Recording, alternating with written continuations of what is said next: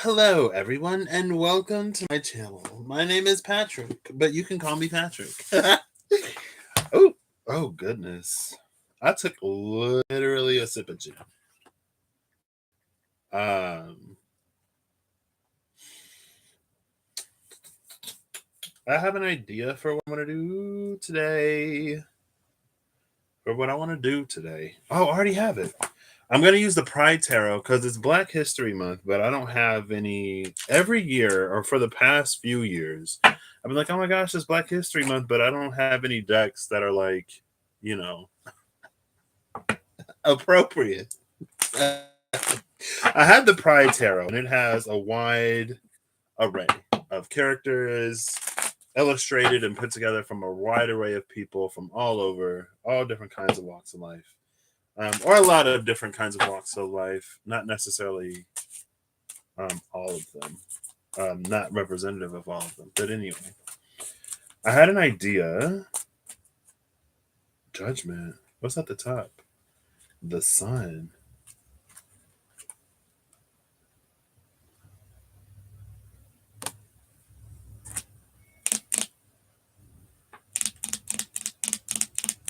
That's interesting.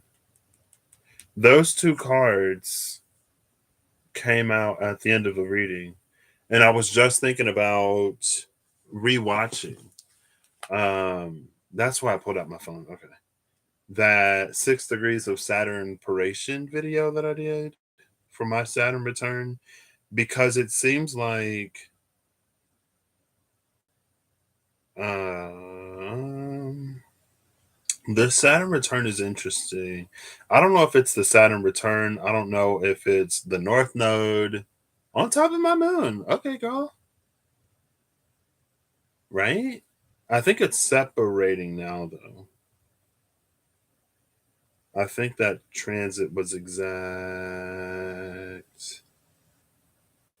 Let me see. Where's the North Node? Hello?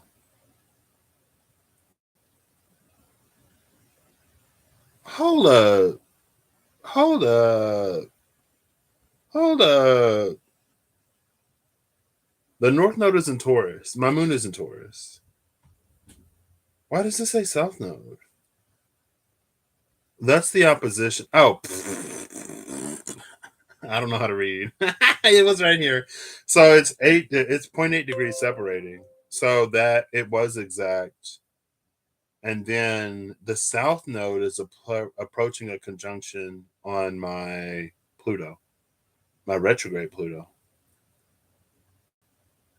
Pluto and my moon oppose?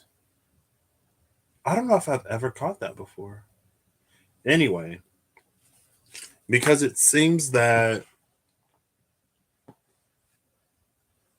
through readings and, well, first through thought and then confirmed through reading. Oh, snap. Knight of Swords, Ten of Pentacles, Eight of Pentacles, Eight of Cups behind Judgment. Is that an 8, 9, 10? Yeah, it's an 8, 9, 10. Eight of Cups, Nine of Pentacles, Ten of Pentacles. In between the Knight of Pentacles and the Knight of Swords, with the Hanged Man under that.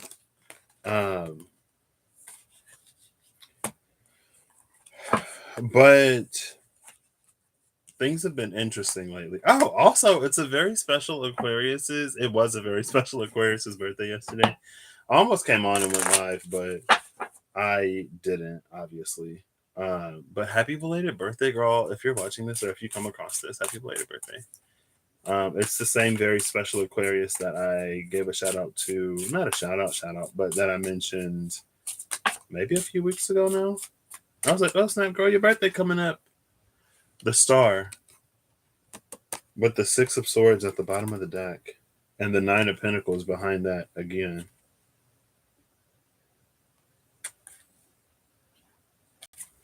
So I'm gonna roll a D100. I'm gonna break it down. I have the Pride Tarot and the Tiny Gilded Tarot Reverie. Who is that? The Queen of Pentacles? No, the Knight of Pentacles. There's the Knight of Pentacles again.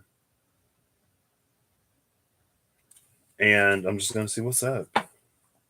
Um, But I don't know. I'm so bad at communicating stuff now, I feel like. But I guess it's interesting how um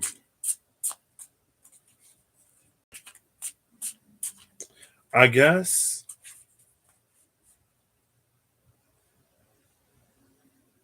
so for a minute now,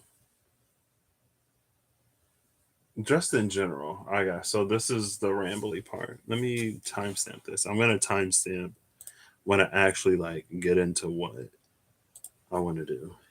So I'm gonna put rambly part 0000.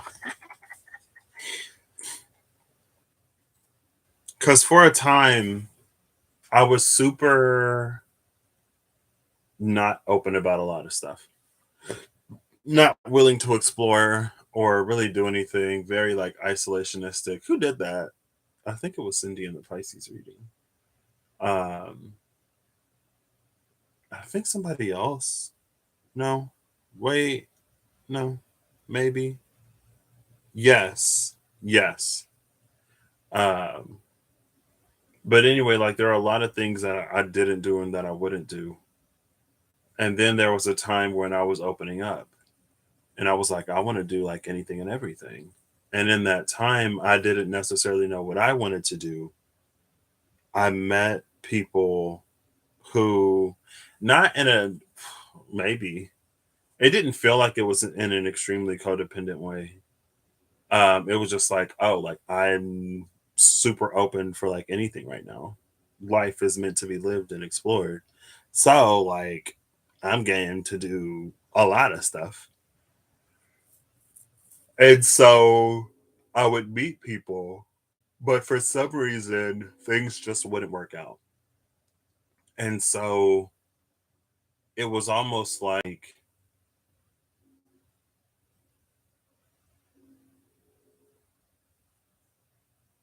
eventually I found the thing that I wanted to do. And so because I eventually found the thing that I wanted to do in that moment, in hindsight, it was like, okay, like there was something else for me. That's why this didn't necessarily work out the way that I was open to it working out before. And then at some point, I I don't know if I necessarily knew what I wanted more than I can, more so than just like I knew what like I didn't want or what didn't feel like it completely like vibed and resonated for me. It was very like I could see myself doing this, but if I did this, it felt like I would be sacrificing something else, something that was more aligned to like what I want, what I desire, and the experience that I want to have. And then it's interesting because I'm reminded now of things that I enjoy and the things that I used to say that I wanted to do, but it's like I'm reaching the point where I know it can be done, where it's like it's reality. If I want it, I could get there. And so I'm almost like, I wonder if my Saturn return is going to be like, okay, you see it. So, like, are you going to start moving? Because TikTok. And I already know, I've already experienced in the past that whenever I get too comfortable somewhere, I start to experience a lot of friction. And sometimes the friction that I experience is just to get me to move or to get me to be of the mind to move. Um, but I guess I keep finding myself surprised by how much,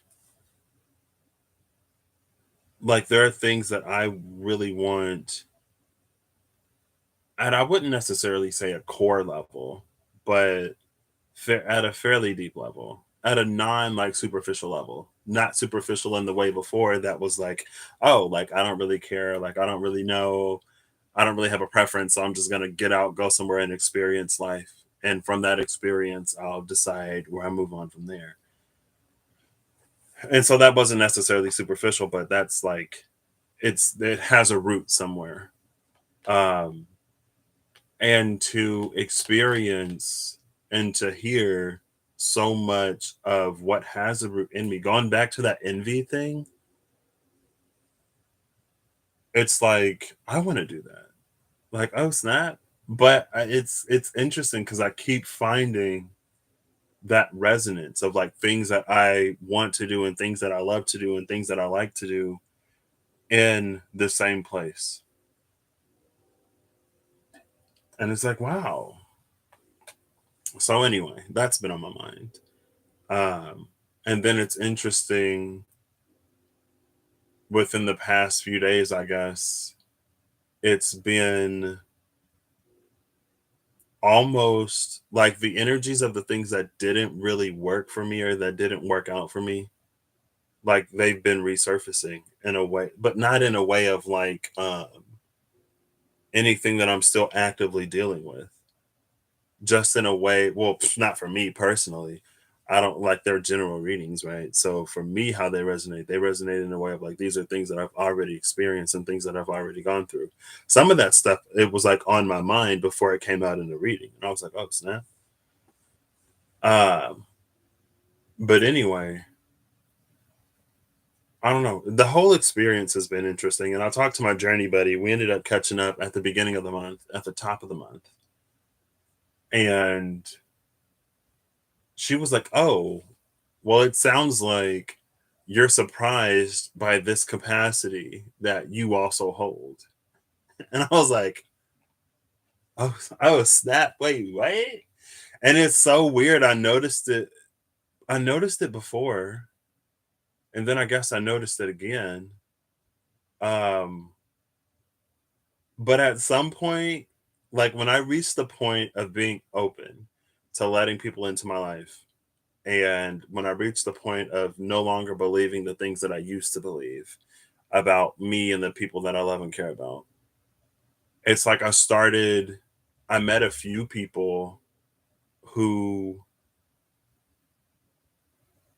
either didn't want or couldn't take the capacity to which I have the ability to like care. And I don't know, it's been interesting. Just like unraveling that in a way that I don't know, a whole bunch of stuff. But anyway, none of that is necessarily what I wanted to talk about. Well, I don't have necessarily a plan. Um, I encourage responsible drinking. I don't encourage irresponsible drinking. This is what did Queen Cup used to say? The alcohol is not the nature of this video, but if you drink, feel free to imbibe with me.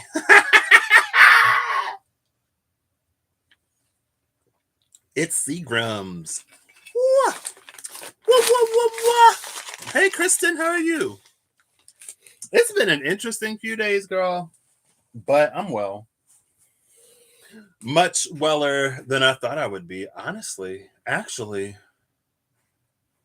yeah, I'm a lot better than I thought I would be. I had a lot of worries and anxieties about where I would be in this point at this time, but a lot of those were unfounded. So I'm glad I lived life and found out. You're doing okay? Well, I'm glad to hear you're okay, and I hope you do better soon, relatively. But yeah, it's been interesting. It's been an interesting few months. Um, Again, it blows my mind.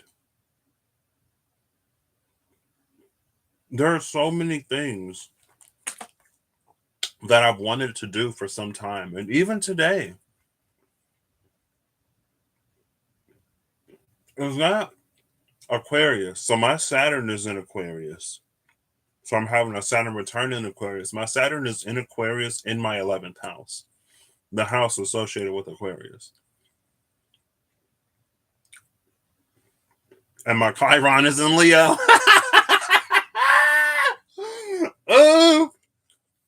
this is why that Chiron healing was happening and taking place before now. Um,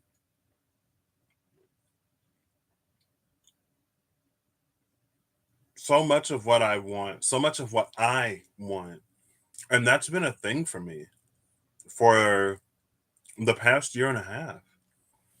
Because it was like September, I think it was September 2020, where it was like, okay, well, what do you want? It's time for you to focus on you. And then recently, they're kind of, you're a Capricorn, Aquarius moon. Oh, snap. That's a lot of Saturn. I like Saturn, if you couldn't tell. um, so the whole like Aquarian, like network, people connections, networking and connections, it's kind of wild how so much of what I want and what I've wanted for a while can be found in the same place. I don't know.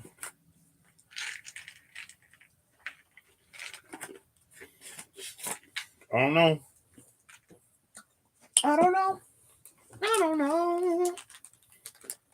Mm-hmm.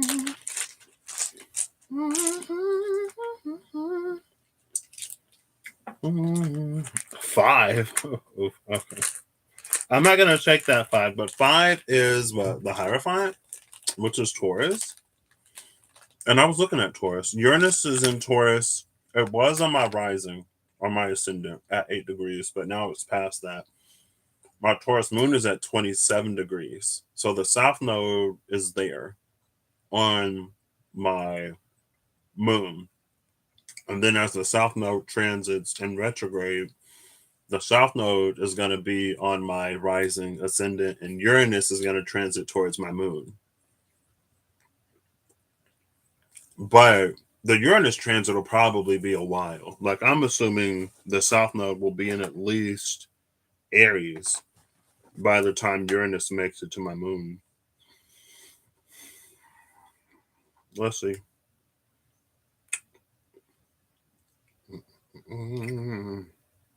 I got peanuts and chips the other day, and I accidentally grabbed unsalted, no salt added chips and lightly salted peanuts.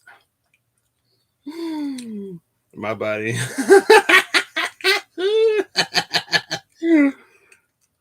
It's fine. Yeah, so North Node is going to be all the way in Pisces. Oof. The North Node is going to be on top of my sun by the time Uranus makes it to my moon. That's hilarious. Yeah.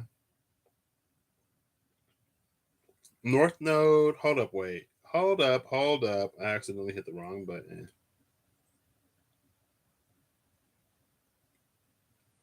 Mm-mm-mm. Uranus is going to be in Gemini then, so let's dial it back.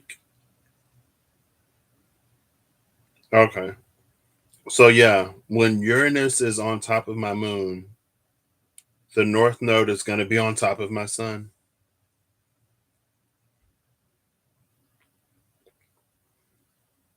Interesting.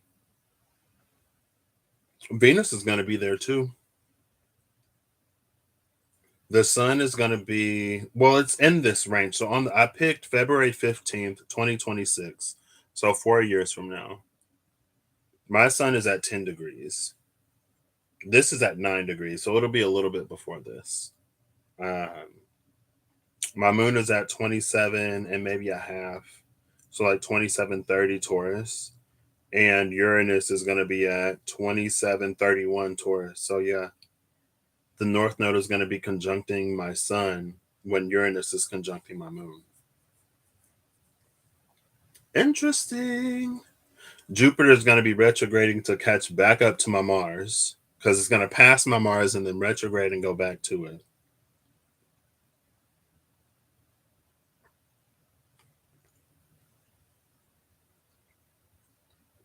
And then at this point, Mars is going to be catching up to my Saturn. Anyway, I'm going to timestamp this at 2030 for the rolling. Excuse me, maybe I'll do 2035. But yeah, life is real interesting right now. Life is real interesting right now. Um, I'll let y'all know if it gets any more interesting. Signs point to maybe. Well, a lot of signs point to yes, actually. But I'm going to say maybe.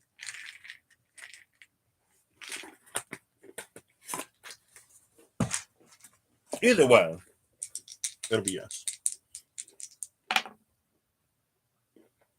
85. So we go from 5 to 85. 80 is the star. And the star came out with the Six of Swords. That's the star in the Hierophant. Which is interesting. The star in the Hierophant, it almost feels like an energy of. It's like with the energy of the Hierophant, it feels a little suppressive. But with the star, it feels like one of those 360 moments where you have that 180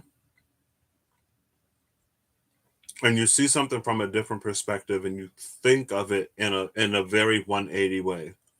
But then something happens and you 180 back to the 360. So you end up where you started, but everything has changed. And it feels like an energy of some sort of appreciation. 85. What planet is that? 85 might actually be. Oh, I know. I'm so bad. I'm so bad, but I'm so good. Is that 21?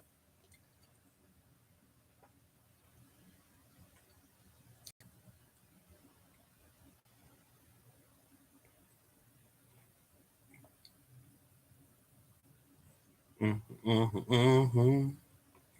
85 is actually Scorpio. So under the banner of Scorpio, 85 is a 13, which is a 4. So, oh, that's funny because I saw the Emperor. I saw the Emperor at the bottom of the deck because I was shuffling the mini gilded tarot royale, and the Ace of Swords came out, and the Emperor was on the bottom of the deck, and I was like, "Oh, that's interesting. I think this is the only Ace of Swords card I have where I see the sword and the sheath. I don't think I have that many where you actually see the sheath of the sword." Um, oh, it's right here. Here we go. So I'm gonna give this 4 shuffles. I'm gonna give both of these 4 shuffles, and then I'll pull. Cutting to the Chariot with the Six of Swords. See, the Chariot though, for me, it adds an element of almost like that full 360. Hey, Holly, how you doing? This is whatever happens, whatever comes out. It's one of those. Uh, the Chariot is very 360 because it feels like in the 180 that's where the opposition happens, where the horses start to go in different directions, and the 360 is when we put them back on the same page. But when we reach that split, there's a greater clarity or understanding that we get in a situation because we experience it from a different perspective. And while we are taking that different perspective, we're going to see things however we see it.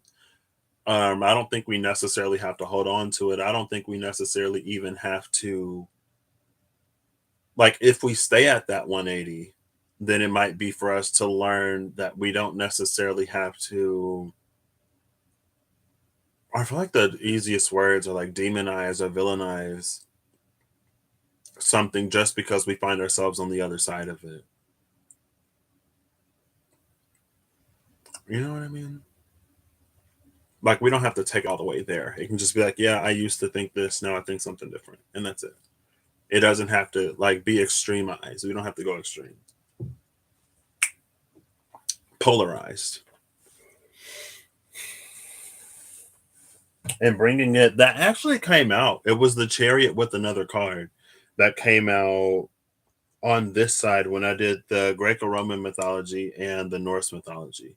It was the chariot, the eight of cups, and some other card. And the chariot and the eight of cups had that energy of like as you move, it moves. But I guess the how is also important. Oop. Oh, okay. Well, am I gonna take these? No.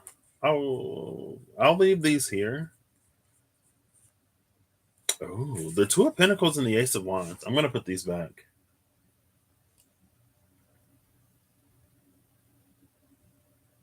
The two of pentacles and the ace of wands is interesting.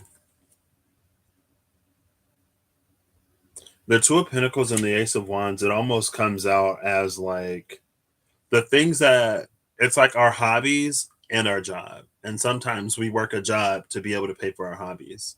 Sometimes we get hobbies so that we can de-stress from a job. And I was actually, we had a meeting and we were talking about creative problem solving, and getting a hobby was one of the things at the top of the list to help with creative problem solving. Because it's like, if you get a hobby and if you encounter a problem or an issue, the way you go about figuring it out might be different if it's something that you're interested in or if it's something that you care about. And so it's like as you're solving those problems, as you're facing those challenges, as you're balancing your time between making sure you have time for your hobbies and everything else, like there are a lot of transferable skills that can bleed over into other things because problem solving is almost universal, right? We're gonna find problems in a lot of ways. So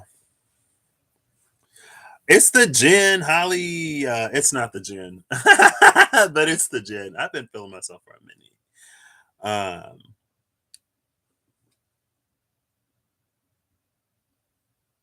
Ruben straddling the fence between total forgiveness and then a return to a bit of anger. I think we can be angry and be forgiving at the same time. Like I feel like we can be forgiving from almost, I would say, a higher perspective, just because I feel like that forgiveness, it might come with lending some compassion and understanding to somebody else. But still, for what we go through personally, I feel like we are still allowed to feel however we feel about our experiences. Like if it's not okay, it's not okay, regardless of if you can understand how or why the person did what they did. You know what I mean? So it can be a bit of both sometimes. Hello, Ariel. How are you doing? So that's what this is. This is some kind of creative problem solving energy. Maybe. We'll see. Oof. 1, 2, 3, 4. Okay. Let me pull this back up. You're doing bad today. I love that. I'm doing pretty good. It's been an interesting few days of life.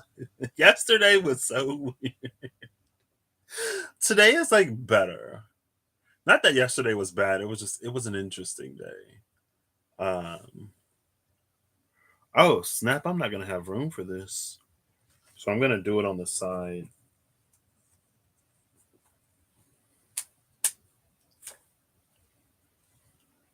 Oh, the Six of Swords is the first card out. Let's go. And the Nine of Pentacles. The Six of Swords and the Nine of Pentacles was at the bottom of the deck again. Love that. Okay.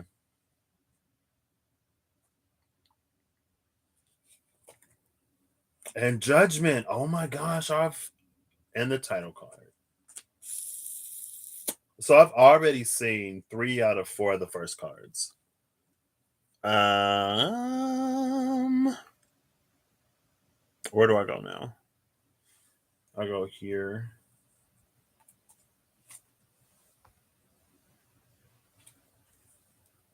Oh, justice. Okay. And the Ten of Cups. Okay. Interesting. And then 7 goes here. And then 8 and 9. This is interesting. There's the Eight of Cups. I've seen the Eight of Cups too. 8, 9, 10. I've seen the Knight of Pentacles, but not in this deck. 11. I promise this card. It just come out where it want to come out. And I'm like, why are you here? 12 and 13. Oh. So the title card came out and the pride card came out. This is the pride card in this deck. It's life, healing, sunlight, nature, serenity, and spirit. I'm using the pride tarot. Bottom of the deck is the chariot. So there we go.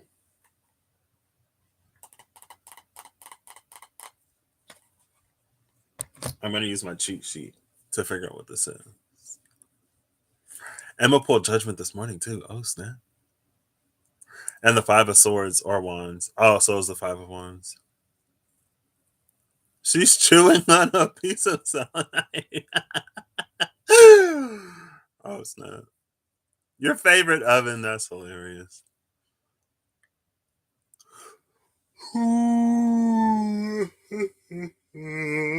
Excuse me. So let's get into this. Or let's try to get into this.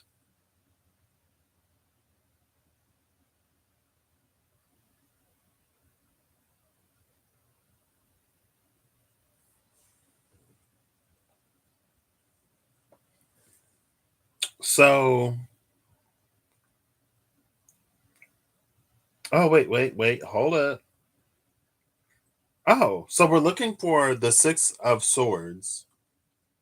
And the way there is the 9 of pentacles. But, not but, oh, snap. Well, the title card is here.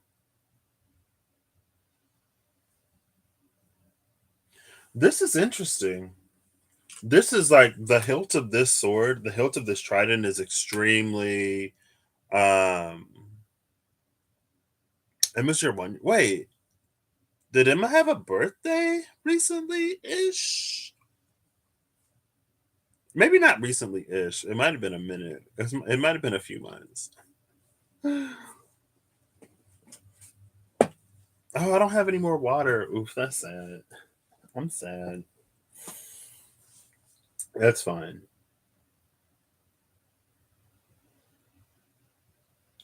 This is a huge. See, okay. So we're supposed to be, not supposed to be, we're looking for a 6 of swords energy. And I feel like the 6 of swords, it's an energy of movement and fluidity and almost freedom, regardless of circumstance and situation, because the 6 of swords is, oh, snap. Oh, so that wasn't too long ago. Well, happy belated birthday to Emma. Okay, because I was like, I don't remember you. I remember you had a few months old child. And then I think your other kids were like older than one. So I was like, oh, she must have had a birthday recently. Well, happy belated birthday to baby Capricorn Emma.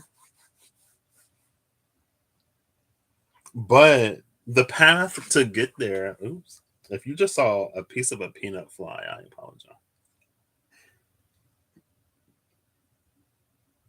The path to get there is the title card. No, no, no, no, no, no, no, no, no, no. Yes, no, no, no. So the thing that we're going for is the 6 of swords energy. How we conceptualize it is the title card. And I love that because I feel like that means like the title card is just, it's going to be different for everybody.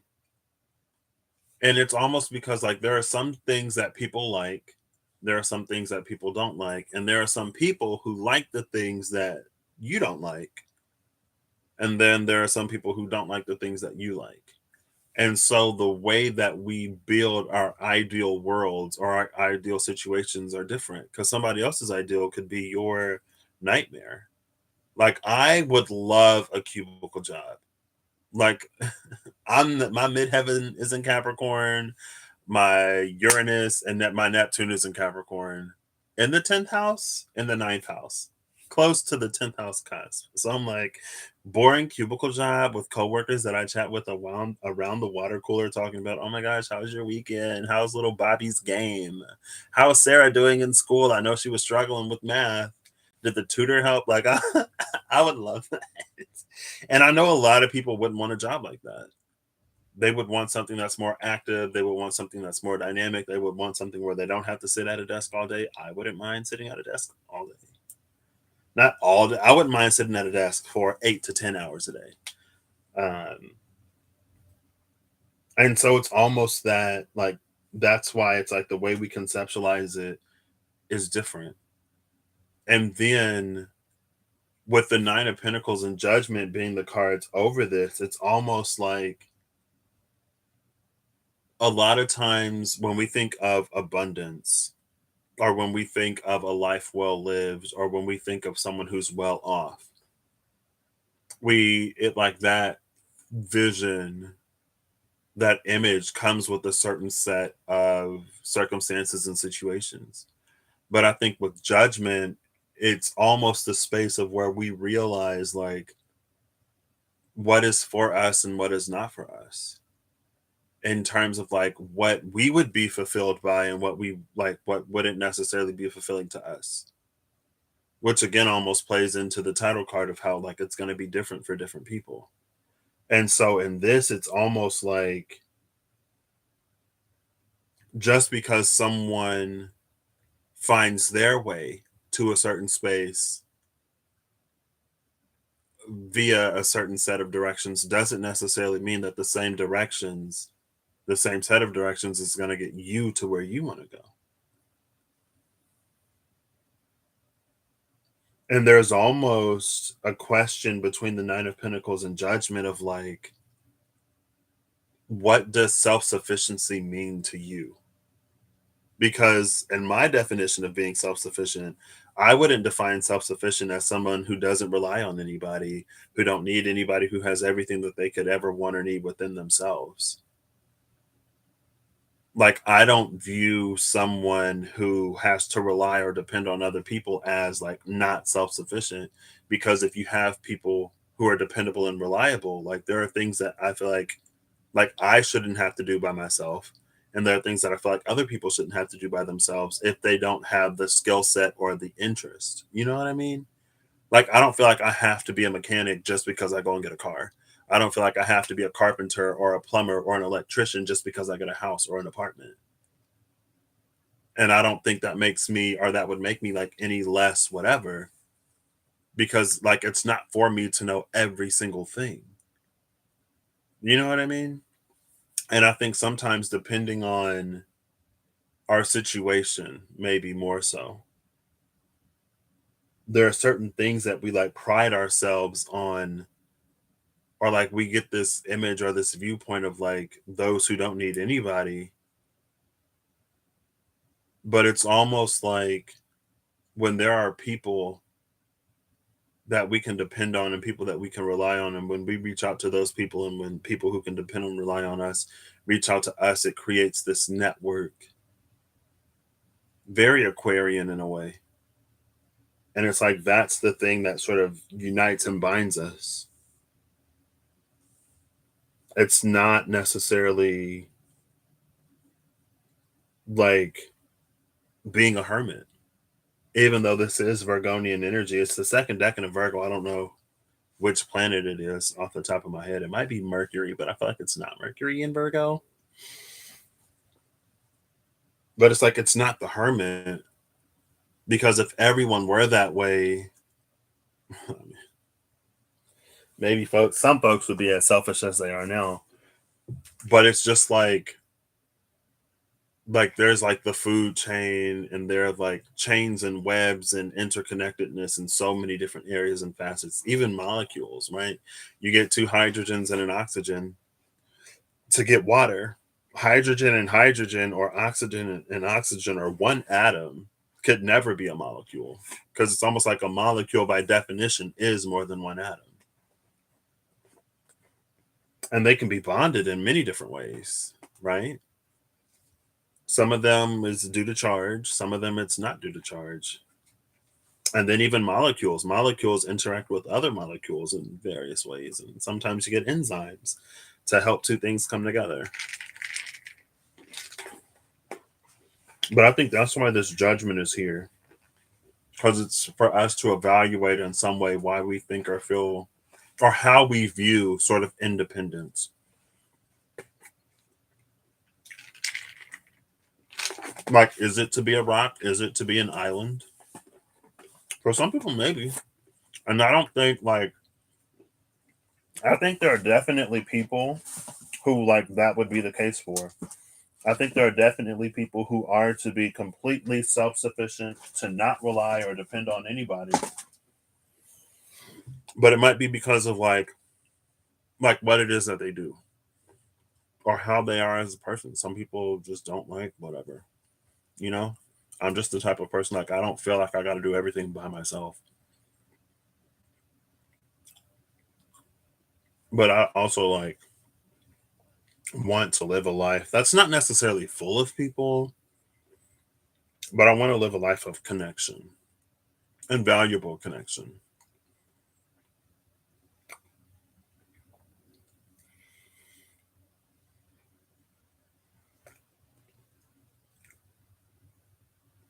Oh, that's interesting. If everyone in hermit mode, it would be a crabby world. I feel like the world is a little crabby. This is interesting. So it's like we stand on justice while holding the Ten of Cups. So it feels like the first part of this is about um like empowerment or self-empowerment. And then we start to touch on and touch bridge into like relationships. So like there's the empowered self, but there's also the ones that we come in contact with, right? The world around us. And to stand on justice while holding the Ten of Cups, I think sometimes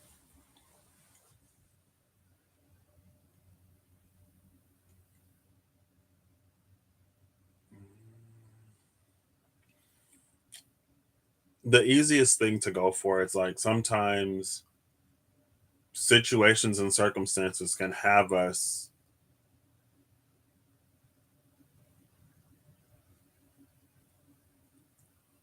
trying to enter certain spaces or trying to gravitate towards certain people or jobs or whatever because of the circumstances and situation. And it's almost like we would rather to not be without a job or we would rather not be alone than we would like to be in healthy relationships and in a healthy job environment and in a job that, blah, blah, blah, whatever. It's almost like it's better to not go without. And so we make compromises that turn into sacrifices. And I feel like with justice, it is a little okay, Ariel. With justice, it is a little like, you can be soft where it's appropriate, and you can be a little harsher where it's appropriate. And sometimes if you gotta cut something or somebody off, then you gotta cut something or somebody off to find something healthier. Because that's the energy of the Ten of Cups. And this is like one of the Six of Wandsest Ten of Cups I've ever seen, but it is the Pride Tarot, so it's not surprising.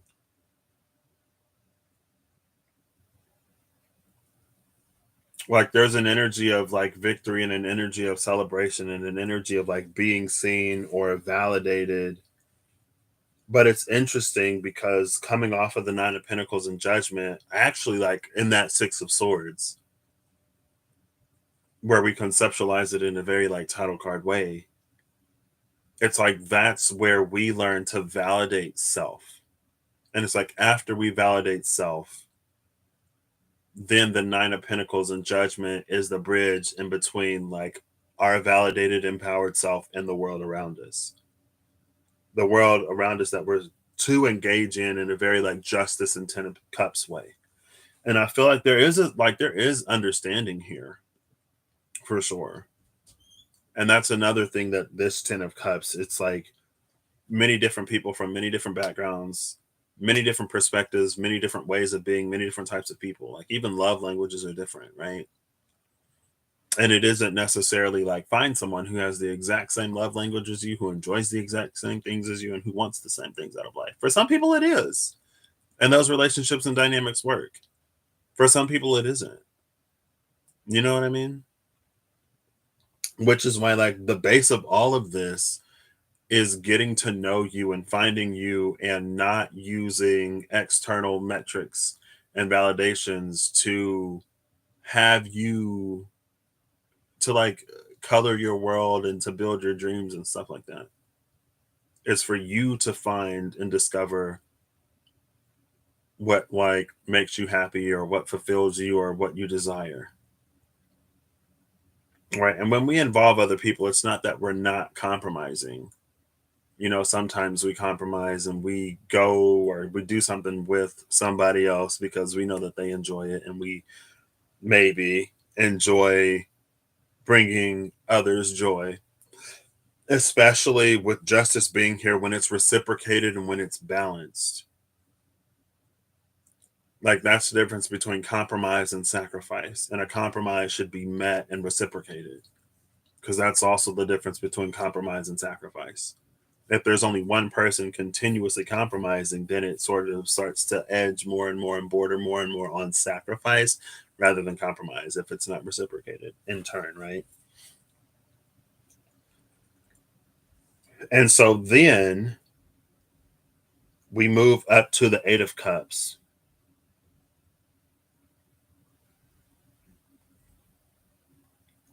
which is interesting. But I think the Eight of Cups, it's not the Wheel of Fortune,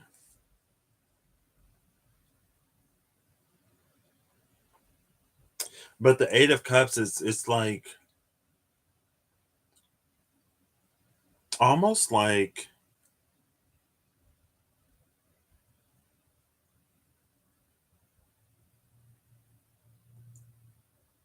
what is that card? I don't know. I thought it was a card, but it's probably the Eight of Cups. Um, because it is, I feel like there is a part of it that's like when we recognize and realize that certain dynamics, environments aren't for us, then it is for us to move on to something that's more for us, especially if we're going through a process where we're becoming like more and more and more authentically ourselves, or where we're discovering more and more of what we like, what we enjoy, and what we don't like, and what we don't enjoy. And just because we used to be somewhere doesn't necessarily mean we have to continue to be there.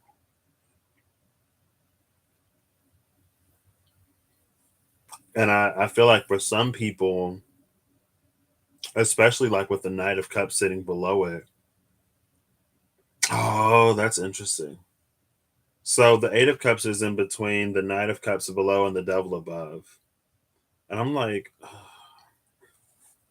hopefully it'll make sense by the time I get there. But I think sometimes we put so much value in longevity, or we put a lot of value in things that last for a long time, even if those things aren't necessarily great sometimes, even if they become sort of antiquated or outdated in a way. And it's like the Four of Cups in this deck, where it's like what starts as something exciting when it starts to like lose its luster, when it starts to become not mundane, but um, when it stops becoming exciting. And it's not that it stops becoming exciting for it feels like it's just because of like what we sort of put into it, or how the rhythms and habits and patterns that we fall into. It's very like, in the beginning everything is fun and like you're doing stuff, you're being active, but then life starts to happen and work gets crazy and the kids or whatever. And so you stop putting into the relationship because of everything that you have to put into everything else. And so because of that, it's like the relationship kind of starts to suffer a little bit because it's not being fed or maintained or sustained.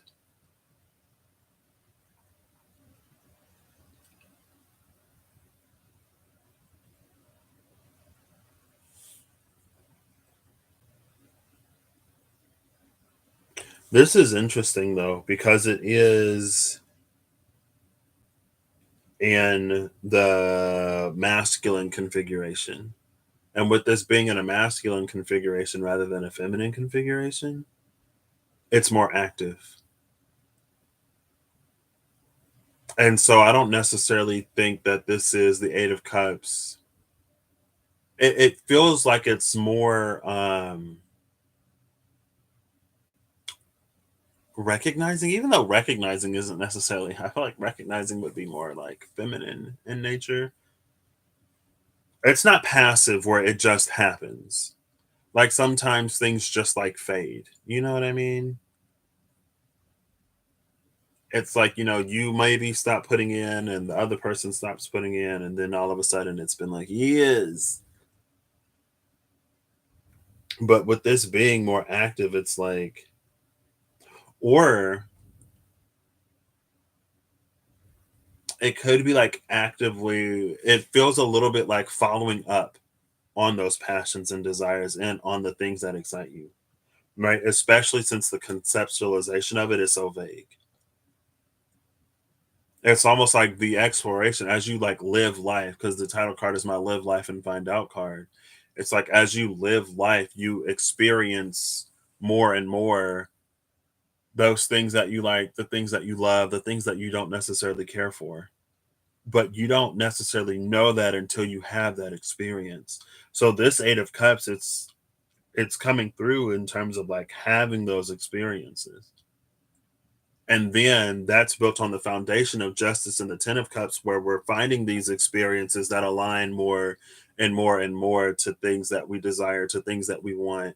There may be like it may be related to things that like we would never really do in the past, or like opportunities that we wouldn't take, chances that we wouldn't take. But with this Eight of Cups, it's like do it, like get out there and explore. It's very just like don't be afraid to leave your comfort zone. It's that. Don't be afraid to leave your comfort zone, because the more you do this, the more you align to the things that like that you actually genuinely desire. Some of those things you may know, some of those things you may not know.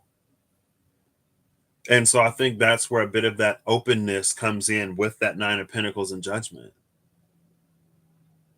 where it's like don't be afraid to go outside of yourself a little bit, because we only know ourselves as much as we lived ourselves, right? Even those who know themselves extremely well, like there are still things that they don't know until they experience. And if your excuse for not experiencing is, well, I already know, I lived that life. Ooh, the Taurus in me was stubborn. But there are a lot of things there. Honestly, there are so many things that I enjoy that I didn't like in the past, but me in the past wasn't in a space, wasn't in a place, wasn't mentally, emotionally ready to take those chances, to embrace those moments, and to find those things. Some of the stuff I wouldn't have enjoyed back then. Probably maybe because I wasn't really of a mind to enjoy life at the same time. So I was effed up mentally, effed up. But So now we go to, oh, this is, what? This is interesting.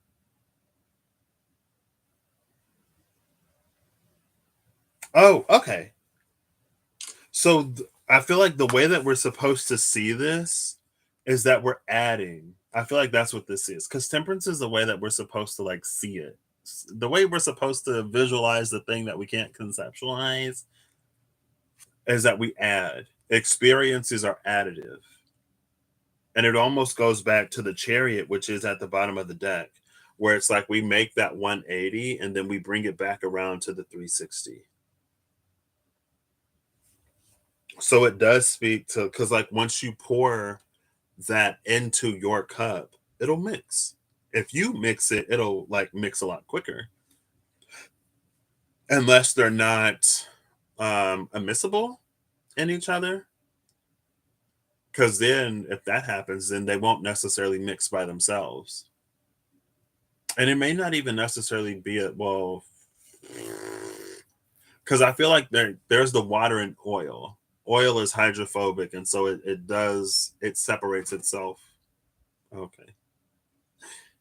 I got this thing propped up and it just came down because I got the overhead light on today. And, oh gosh, okay. You don't need to see me. There we go. That might work. Now I just stared in the light. I feel like my camera's getting a little blurry, so I'm going to do this really quick. Um, but oh, that might distracted me. Where's my train of thought? Where's the choo choo?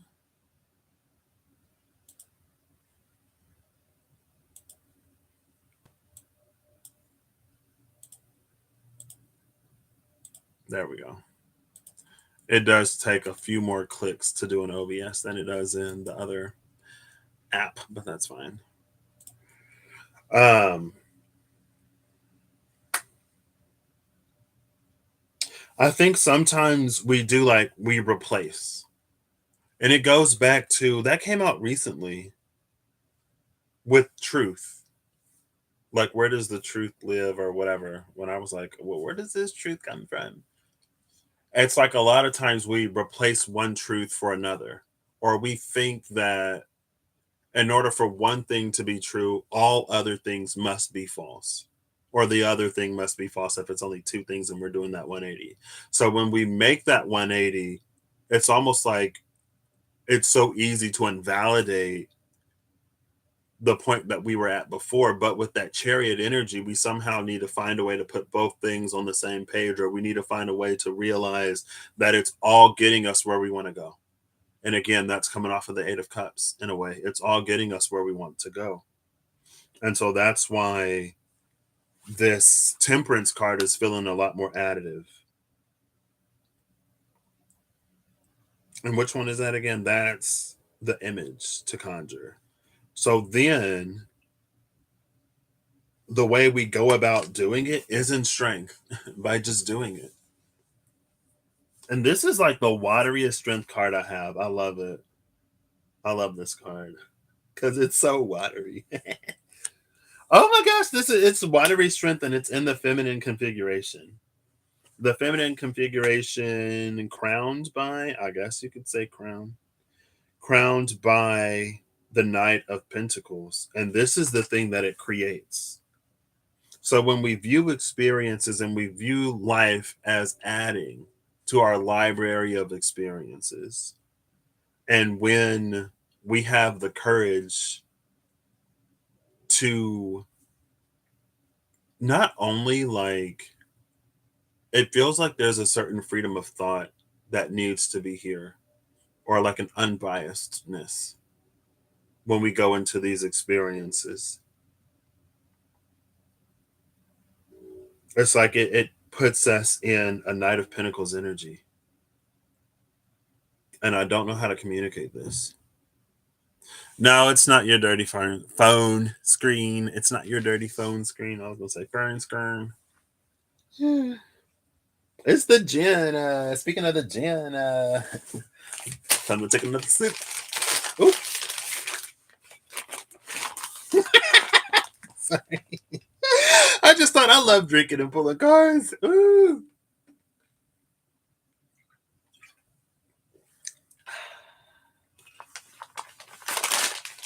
Yeah. When I get to like, there's some kind of taste that I don't necessarily like. So when I drink too much, that comes in. It's to sip and not gulp. How do I communicate this? It's uphill. It's not an uphill battle. It's an uphill energy where it's like one foot in front of the other. I wish I had some water. That's fine. Sorry.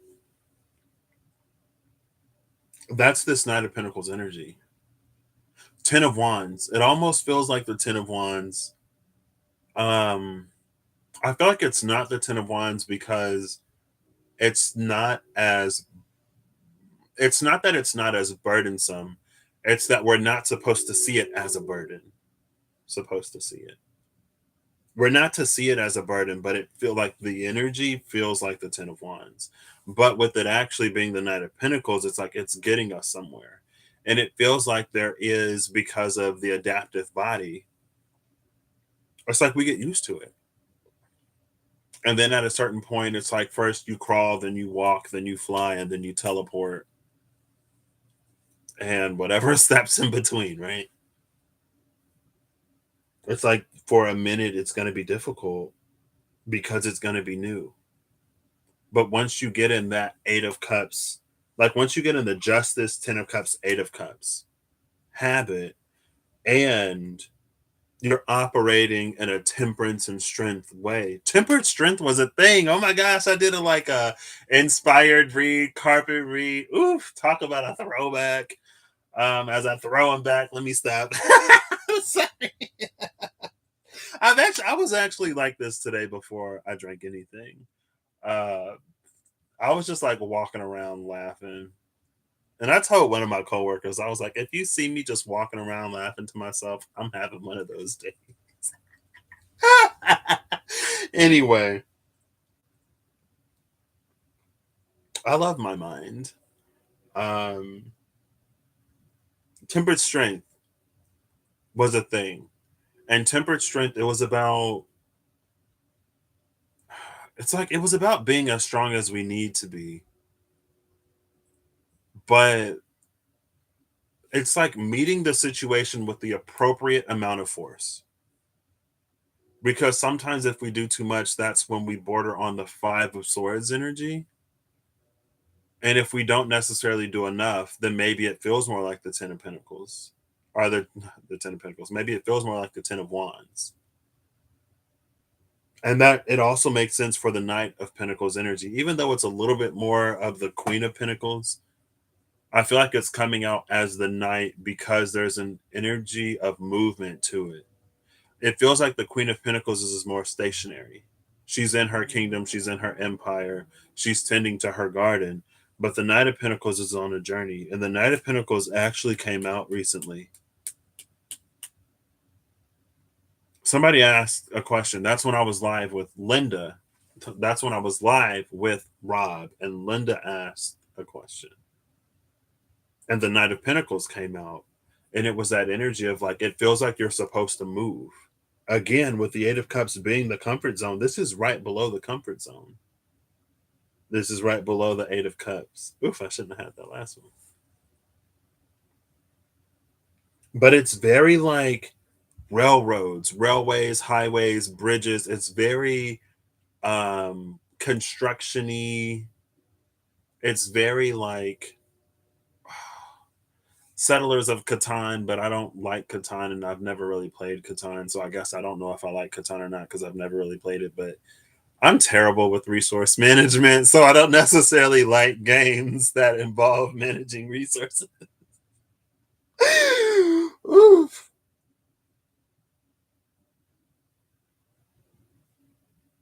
But it's very like, it feels like,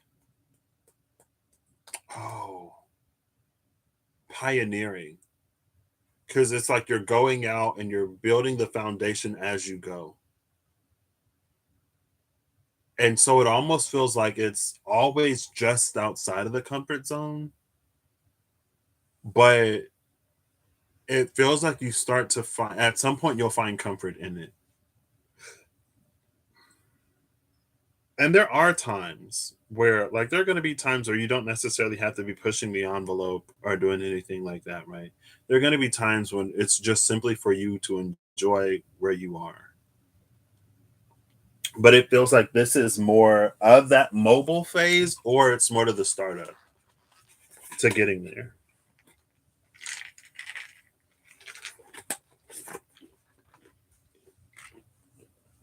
Okay, come through, work. Love to see it.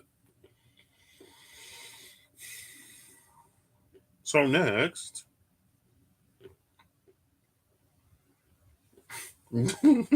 this still confuses me. I still don't know. The purpose is the devil card.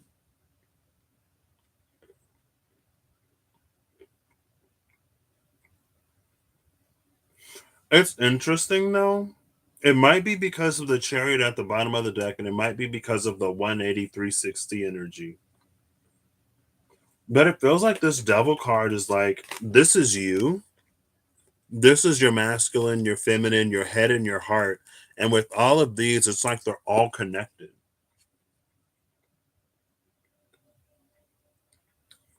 And it doesn't forsake either one. It doesn't forsake the head and it doesn't forsake the heart. Because somehow the head and the heart find a way to end up on the same page. And then maybe you realize that they've always been connected. And so whenever you tried to make or whenever you made a head over heart decision, maybe it would play out in some way, but you were left feeling a little unfulfilled. And if you made a heart over head decision, maybe it was like it was more emotionally satisfying, but it still feels unfulfilled in some way.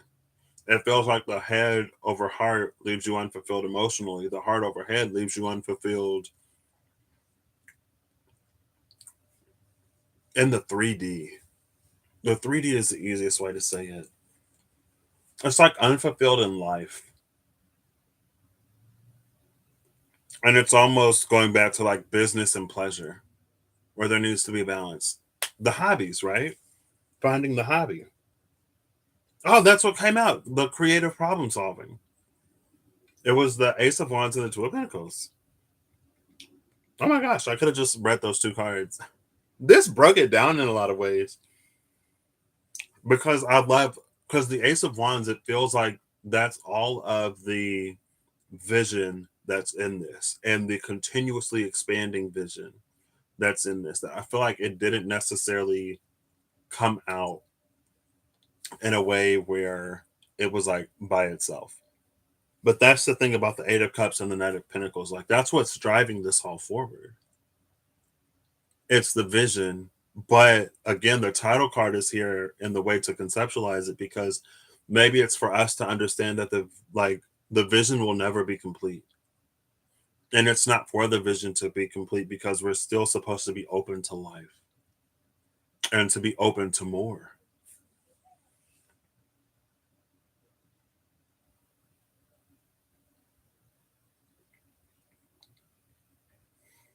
But this is the space where like they're both on the same page and they're like inextricably linked. It's like you can't make a head over heart decision or a heart over head decision because one isn't above the other.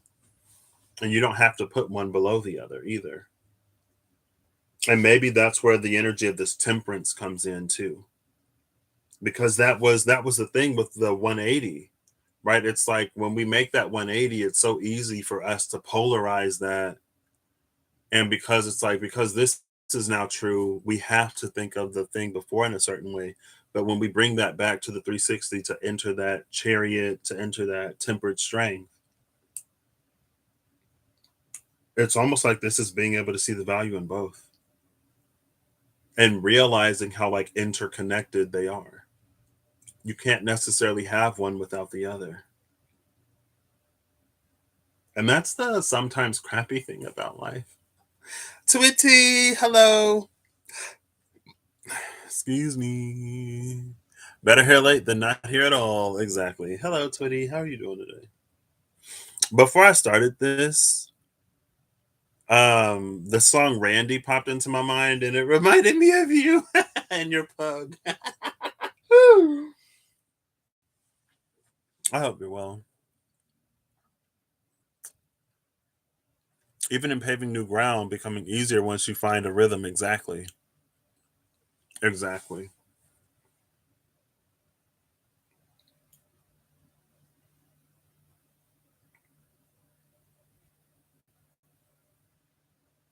This is interesting. It reminds me of The Exorcist and Cindy's Pisces reading in a way. And it was about like there are things that we can like we were used to seeing as destructive, but it's like where we reach the point where we don't necessarily see it as destructive and we don't necessarily see it anymore as distracting.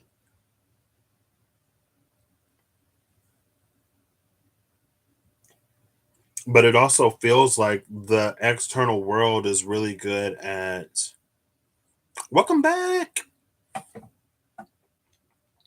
It feels like the external world is really good at enforcing those internal polarities.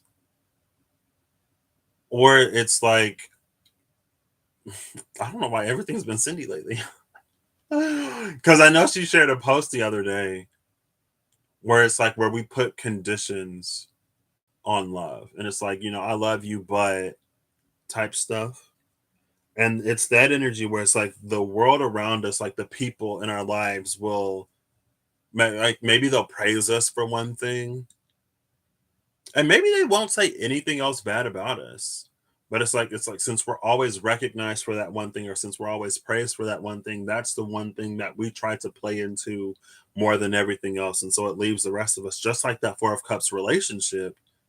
It leaves the rest of us in a state of decay or falling apart because we devote all of our time, energy, and effort into one thing, into one aspect, into one side of who we are. And again, maybe it's just that like everything is connected. So if those other sides, if those other aspects suffer, we suffer. And the one that we pride ourselves on will also suffer.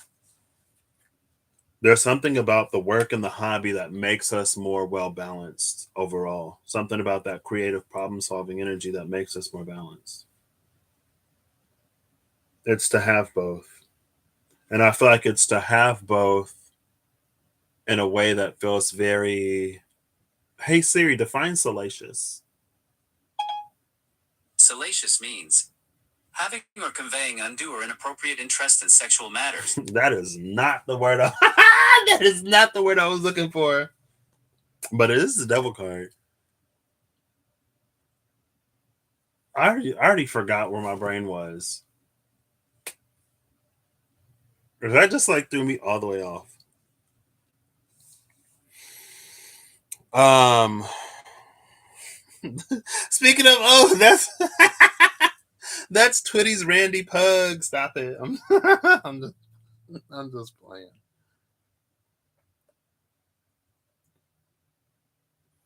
I was talking about how the other things, my that just like completely derailed my train of thought. I was talking about how when we overly emphasize one thing, the rest of ourselves fade and they start to suffer. And because they suffer, we suffer because we're not separate from those things. Um, I actually love how this ends up. The word was salacious, but that wasn't even spelled how I thought. Like, that's not the word that popped into my mind. I don't even know if this word is a word. Solaceous? It's not a word.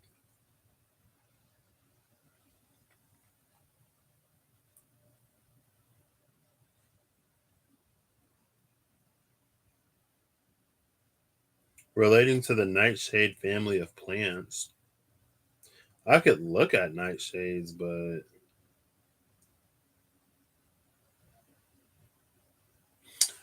affording solace Is this a real word though?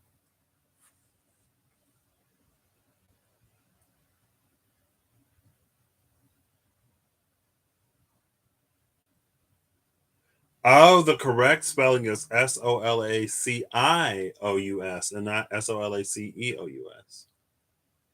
Even though C. Okay. Okay. So, no, this is not. Something salacious is full of juicy details, but they're kind of raunchy, busty, dirty details you probably don't want to hear. Implying a certain kind of moral looseness. Salacious is often used to describe nasty gossip, obscene reports, and steamy tales. That's still like, here we go. So these are two very different words. Unless you find solace in that, then, no judgment. No judgment, no judgment. That's not.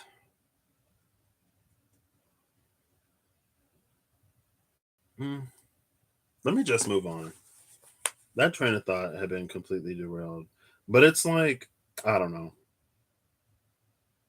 It'll come back if it's meant to. So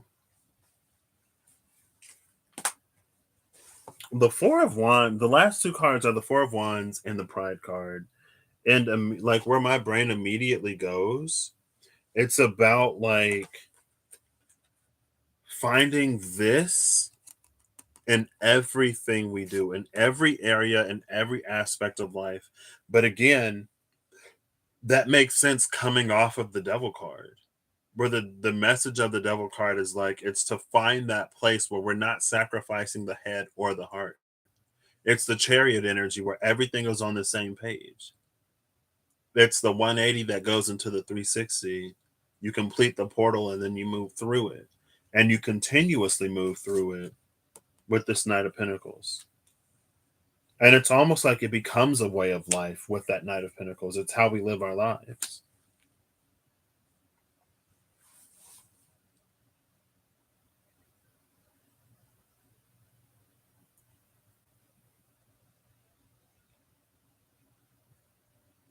And this was Scorpio. This is the energy of Scorpio, death and transformation. Eight of Cups, that's Scorpio right there. I mean, I have this little tarot deck. I feel like I don't really need it, but a new word in the Patrick Scenary.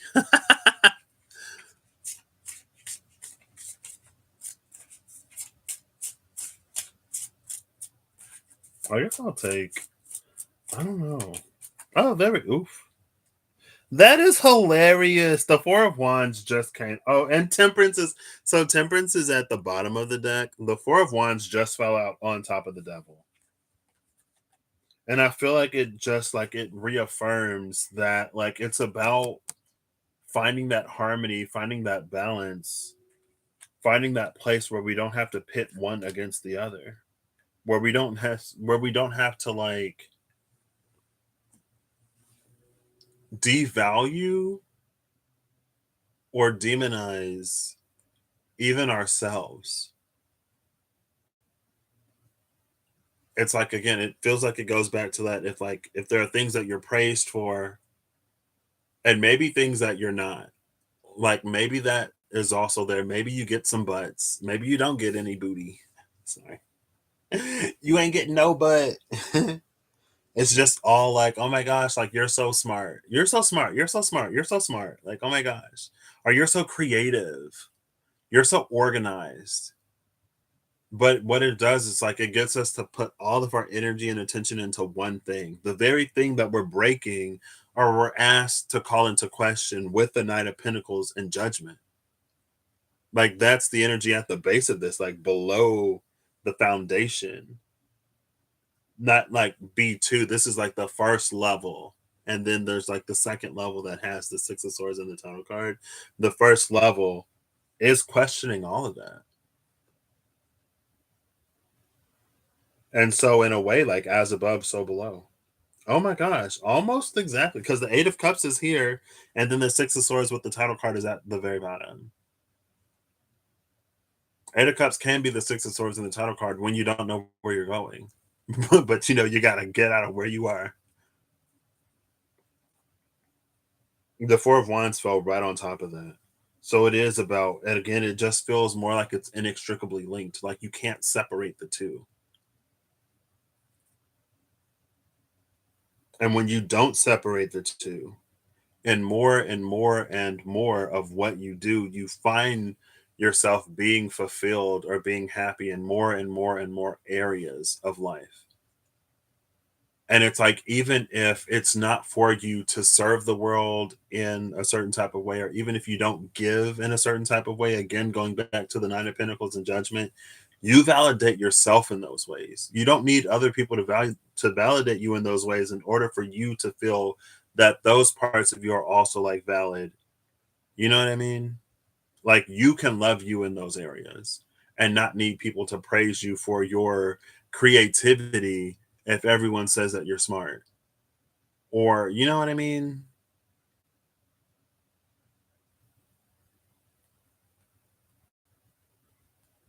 And I think that's an aspect of this. I can see it coming out in justice, but I think that's another aspect of this that's kind of sort of downplayed. Like I mentioned, like how we show up in the world and stuff like that, but it doesn't necessarily seem as key of a focus because it's more about us navigating through the world. Again, the card at the bottom of the deck is Temperance again. So we have Temperance twice.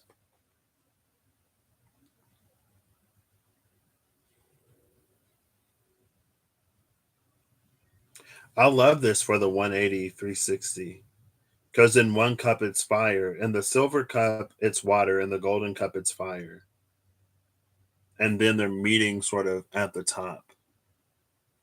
Maybe if it'll focus. Focus. There we go. Oh, snap. They're meeting at the top. The fire and the water, and they're coming together on the same page again, inextricably linked. You can be in water and simultaneously be in fire. It's not like, oh, I got to go water, so let me shut all of the fire down. Or I have to be air, so there's going to be absolutely no earth.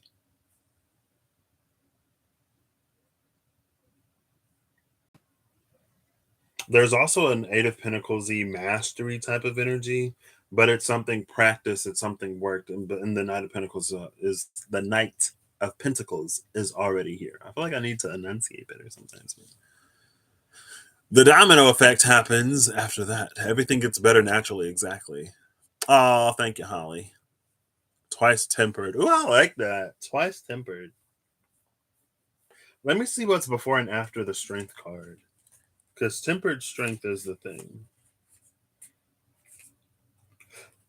Excuse me. And maybe that also plays into this as well. That tempered strength, giving what is appropriate to the situation. What am I looking for? Strength. I don't even know what strength looks like in this deck, honestly. So I'm gonna have to read. I'm gonna have to read. I'm gonna have to read. Read, read, read, read, read, read, read, read. Oof, oof. Oh, okay. That's a little oof, a little ooh. So strength is in between the Five of Cups and the Ace of Swords. See, this is the Ace of Swords I was talking about. I think this is the only deck that I have where the Ace of Swords is shown with its scabbard. I don't necessarily know what it means, but it's here. The scabbard is there. And then the Five of Cups is on the other side.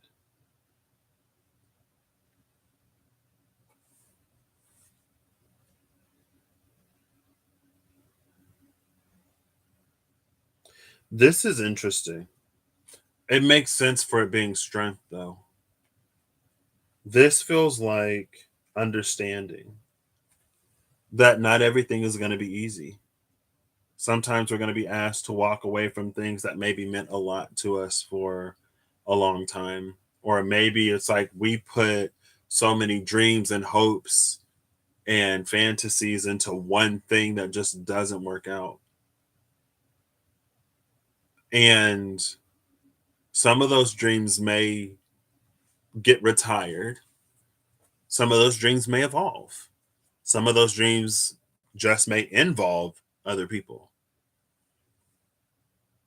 But this feels like the recognition from like spirit that with this knowing it may come some challenge and it may come some difficulty.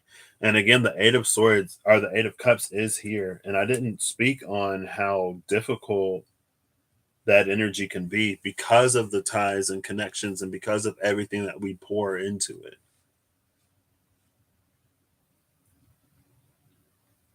But at the same time, being balanced by the fire on the other side and that temperance, it's like it might just be a question of like, is this something that you want to continue to pour into? If yes, maybe things will work out. Maybe things will turn around. And maybe that's why the water and the fire aren't necessarily always on the same page, where sometimes we have to make that head over heart decision, and other times we have to make heart over head decisions. And when we reach the point that they're on the same page, sometimes the thing that puts the head on the head and the heart on the same page is self-love.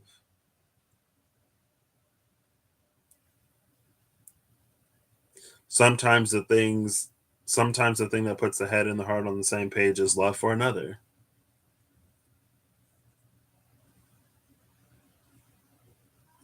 Sometimes both, sometimes neither. Sometimes it's something completely different. You know what I mean? But the South Node is in Scorpio right now, which is interesting for this. And I was just talking about where the North Node and where Uranus is, but oh, that's what I was like. Oh, I didn't realize that the South Node is conjuncting my Pluto right now. Or it's moving, it's approaching my Pluto or applying to my Pluto. The North Node is separating from my moon.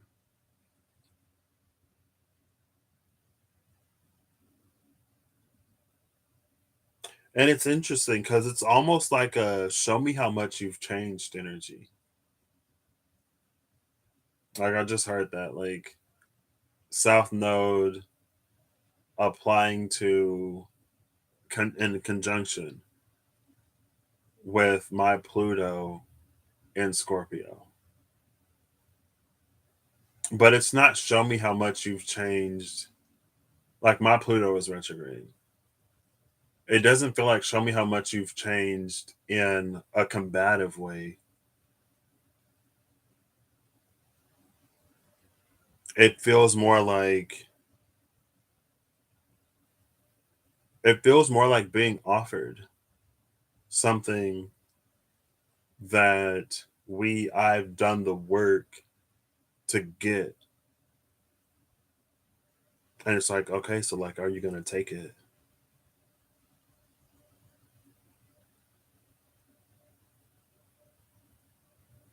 Oof.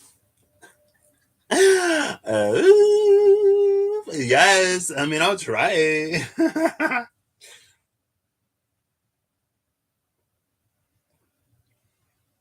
I think the Four of Wands and the Pride card also goes to reinforce that inextricably linked energy.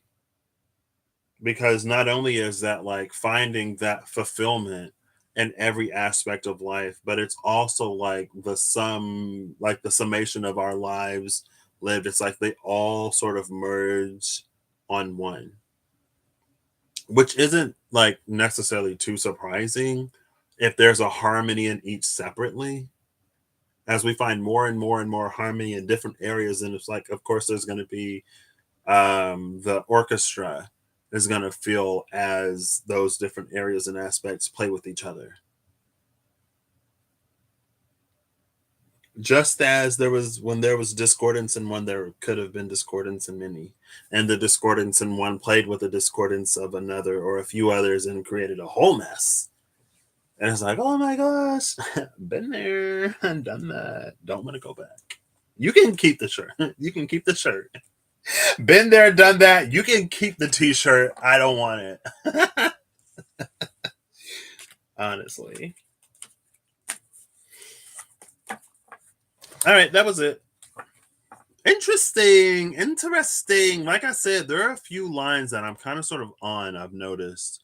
And this is playing a little bit more into that, like the self without conflict, or less and less conflict within the self, or trying to get there, right? Getting there. But I think this isn't even necessarily um, completely within the self, because the world is here as well.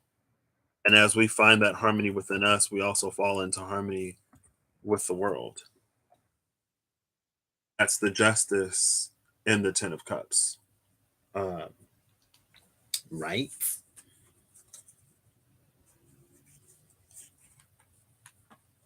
And that's also that Nine of Pentacles in Judgment as well, where we don't necessarily have to do it all. Like, if you want to do it all, like, be someone's guest.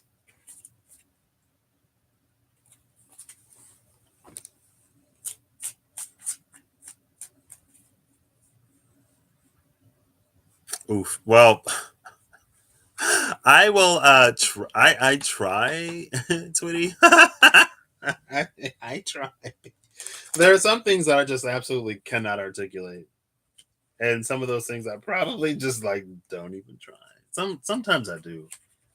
But like that uphill thing, I was like, because I could feel the feeling. I was like, it feels like a 10 of Wands, but it's not a 10 of Wands. Like, what is this?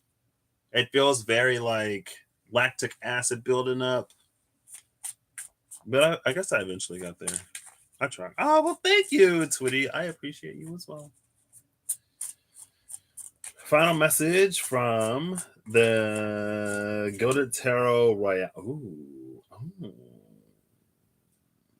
Oh, this is interesting.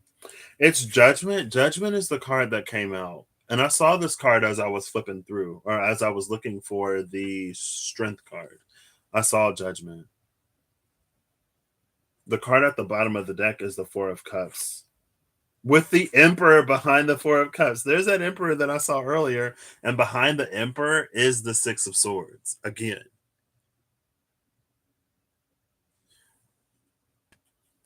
Judgment and the Four of Cups. This isn't, it feels like as soon as you, because he's reading the book, right? And that Four of Cups. It's like as soon as you make the call, and as soon as you like see the things that are for you to see, when you notice, when you pick up, when you make that choice and decision, and when you start to move differently, you're offered something different. But it's like you're not necessarily given this until you make that judgment. And when your judgment aligns with divine judgment, that's when you get a thing. And we get lots of things when our judgment aligns with, well, it feels like there's like an automatic divine judgment, and then there's a more divinely involved divine judgment. Like in the automatic divine judgment, it feels like resonance or alignment. You know what I mean? Where it's like it's tapping into almost the laws of the universe in a very like faith, belief, manifestation, law of attraction type of way. And then it feels like there's another side of that divine judgment that's a lot more involved, like the presence of the divine, or the presence of an ancestor, or the presence of whatever you believe in is like there. And it's moving you forward in a way more so than the other one just sort of like matches you where you are, if that makes sense. Don't ask me which one this is, because I feel like it's both. Okay, I don't know where I put the little box, but oh, it's right here. But again, that goes back to the energy of the Chariot with the Eight of Cups. It's like as you move, things move. A little bit that. a little bit. Also, it's going back to that energy of the Nine of Pentacles and Judgment, where it's like, and the Six of Swords with the title card playing into the Eight of Cups and the Knight of Pentacles, basically the whole reading. Where it's like sometimes we're offered more. And a lot of times, if we're offered more and we're not in a space to receive it, it'll trigger us in some way where we don't receive it. But it's almost about like working to get to a position and to get to a space. That's why the Knight of Pentacles, Eight of Cups, it becomes easier the more you do it. Because then it's like we can be offered more and we can leap. You know what I mean? If that makes any sense. There's a little bit of discontinuity in that. Where it's like, oh, I thought this would have taken longer. I thought this, blah, blah, blah, whatever. And it's like, no, like it's here now. If you want it, if you're willing to take it. You can take the long way around if you want to. You already bought your ticket. 2 bottles of gin for the way. You know. Let me stop.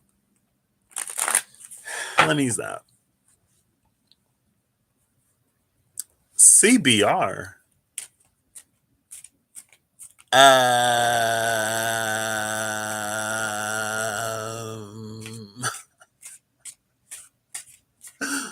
What is CBR?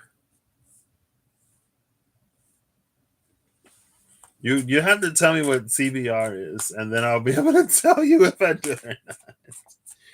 Oh, I just saw the Empress. Again. Well, then I saw the moon. Oh, there's the Empress. Oh, and then like 5 cards fell. And I didn't see the Empress that time, so I wonder. No, she didn't come out. Justice, the 4 of Wands, and the Ace of Wands with the 5 of Cups at the bottom of the deck. I'm not going to take it. Colette Baron Reed. No. I think I might have one of her decks. Well, she did the Mystical Shaman, I think, right? She was one of the people who did that. But no, I don't really. No, I didn't. To answer that question, I was like, I feel like I should know what CBR is. My brain didn't even go to Colette Baron Reed. But, oh.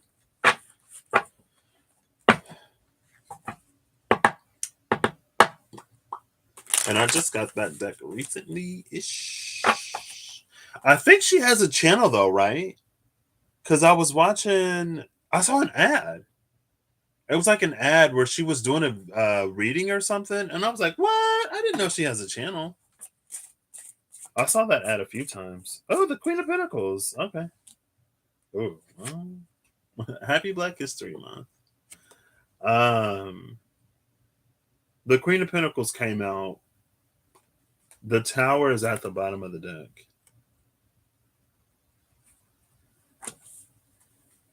Oh, you're studying with her now? Like on her channel?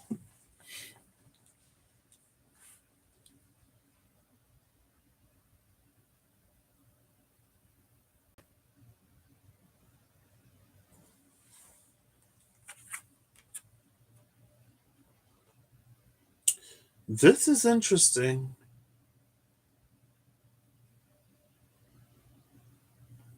This feels like an internal tower. Like this, here's this person. This feels like their internal landscape, like their mindscape or soulscape or whatever. But this feels like something ancestral, maybe, or the divine. Going back to that, like more active divine alignment. And this feels like a tower that, as we think on it, it's like it blows up and it reassembles and blows up and reassembles in many different ways.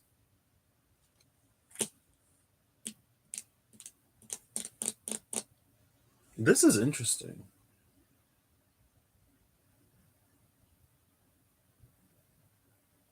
And the crown is off. I almost want to. I'll read this one.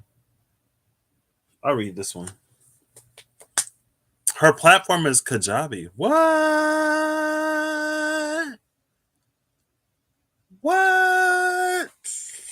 I did not know. You learn something new every day. Okay. I'm gonna read this and then I will wrap this.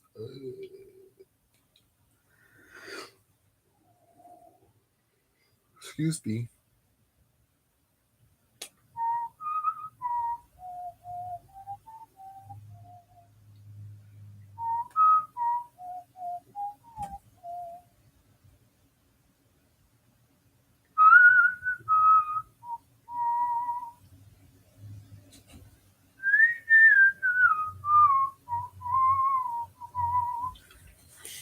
A whole bunch of art sources. What? Okay. Which way? This way. This tower card represents destruction, but the destruction of a tradition that may have held you prisoner. There can be pain and perhaps even rejection by loved ones when you come out or when you decide to live as your true self. For those not in the LGBT, when you come out in whatever way you come out, girl, you ain't got to be LGBTQ plus, LGBTQIA plus. You know what I mean? When you just make that decision to live your true authentic self, you may face rejection from loved ones, but some castles deserve to crumble. The patriarchy will fall. You are strong enough to weather the storm. The crown is unknown artist portrait of Christina, 1650 to 1655, Queen of Sweden. The young man is Richard Dodd Hamlet, and his mother, the closet scene. Is the C copyright or circa 1846? I don't know. The Tower by Thomas Cole, Italian coast scene with ruined tower. The lightning bolt is Claude Joseph Vernet. The shipwreck 1772. Fire and Sky, Egbert Levens Vanderpoel.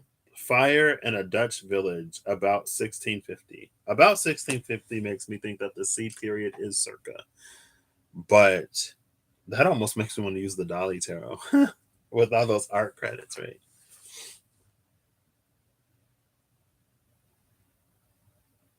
I feel like that energy is it's come out though. So then it's interesting too because I said that the Queen of Pentacles isn't. I said that the Knight of Pentacles wasn't the Queen of Pentacles. Like the Knight of Pentacles has a very mobile energy, where the Queen of Pentacles is more stationary. Like her garden, her kingdom, her empire, her castle, her grounds, the grounds that she maintains, they thrive, but they're not necessarily moving. Now the Queen of Pentacles is here, but the Tower is here.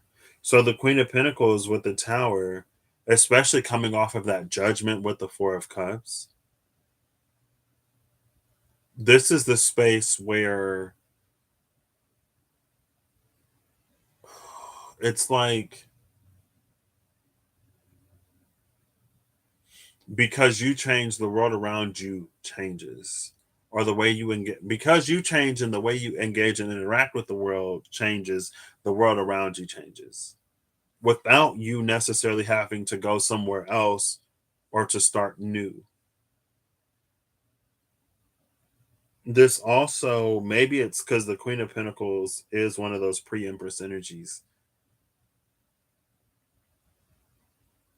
It's like it reminds me of the empress, or the woman that as she moves, the world, the forces of nature move around her. And it's like if anything were to stand in her way, then the wind would move it. And what the wind doesn't move, the lightning will strike. And what the wind doesn't move and what the lightning can't affect, the ground will open up beneath it and swallow it.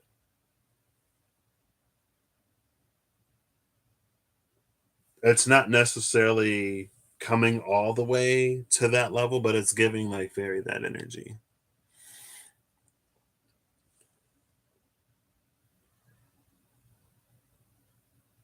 Starting a new podcast. What?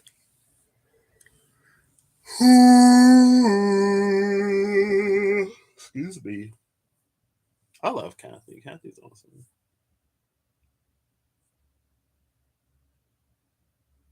and very generous.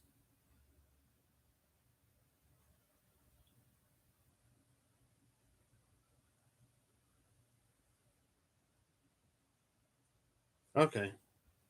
I feel like I don't have to take this any further, but I didn't roll the dice one last time. Again, this was all under Scorpio. Oh, the 85 has become 45. So we've gone from a 14 to a 9. I don't even know when that happened. Mm, mm, mm, mm, mm, mm, mm. 70. Okay, work. 70 should be in the suit of fire. Because I know 77 is like the Sage of Souls.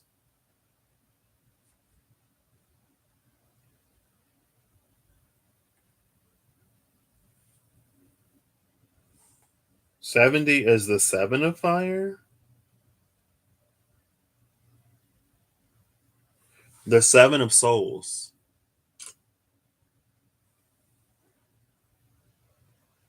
It's interesting. What's interesting is at the bottom of the deck, under the tower, is the 7 of wands.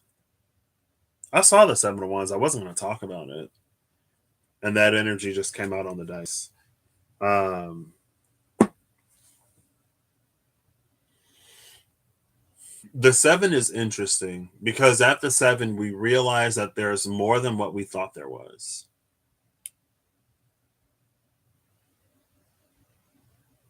And it's interesting that this is coming out in the space of the soul. I would say, like, if it was the 7 of essences, it would feel more like there are things about ourselves that we've yet to discover, or there are things about ourselves that we're in the process of discovering. Like, we're in a space of self discovery after a period where we feel like we got into a groove of knowing who we are. But with this being in the element of fire, in the soup of souls,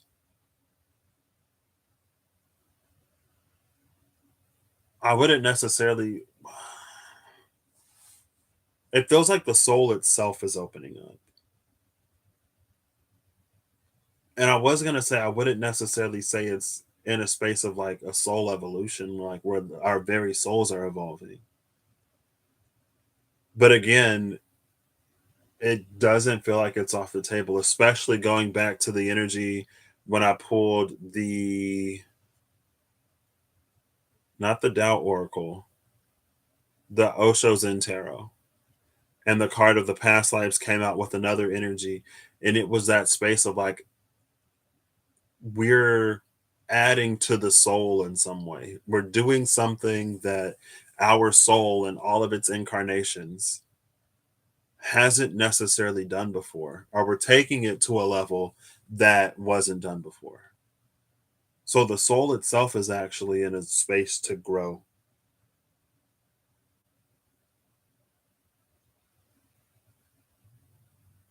And maybe that goes back to the fire and water of temperance. Because it's like, well, if the soul itself is growing, then how are we supposed to like embody or express that? I feel like this is a lot more pioneer. It's like pioneering in a lot more ways than we necessarily maybe thought or expected. Some of us not necessarily, because I can see some people being on that vibe. I don't know if they necessarily um it feels like they like they might see it more of like us becoming who we really are, like embodying more and more of the soul, but it feels like the soul itself is actually in the space of evolving. But that energy came out a while ago, too. 18 is the moon. It's 70 up top, 18 facing me.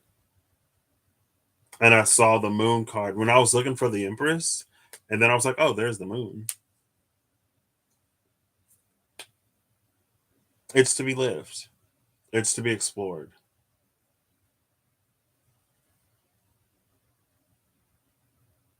I don't know what the implications are. Is it implications? I think it's just implications. I don't think there's an implication. Implications. I don't know what you're trying to amplify right now. I don't know what the implications of that are or how that necessarily plays out, but it feels very true.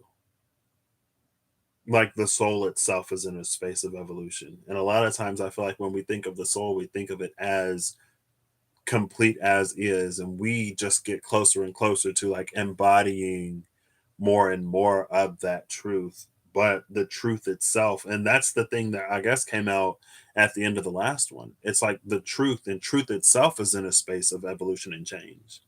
Truth itself isn't necessarily static right now.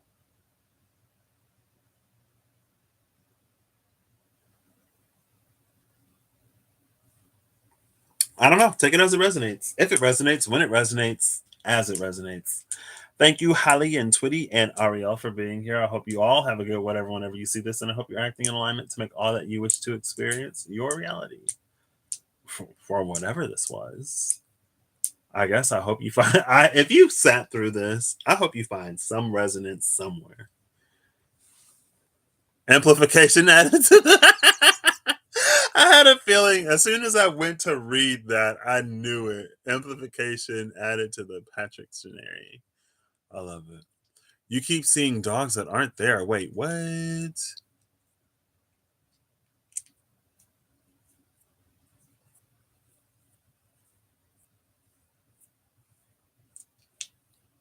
Wait, what? What does that mean? I feel like was it in a dream?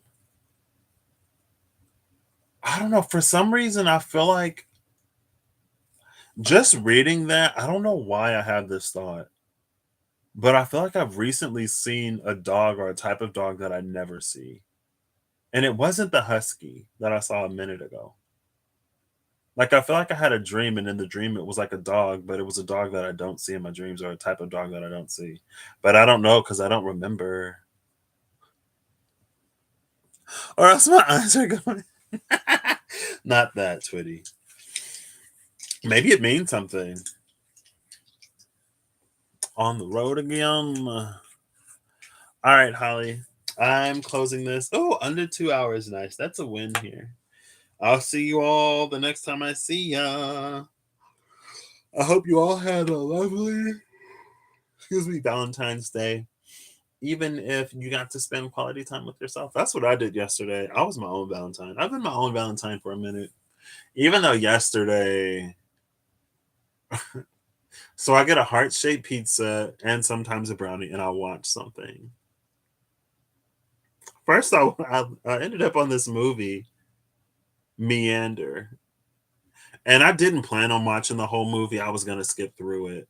And I'm glad I skipped through it because it seemed kind of slow. But then I read, because the way it ended was kind of weird. And I noticed some weird things in it. And then I read the plot on Wikipedia. And I was like, what?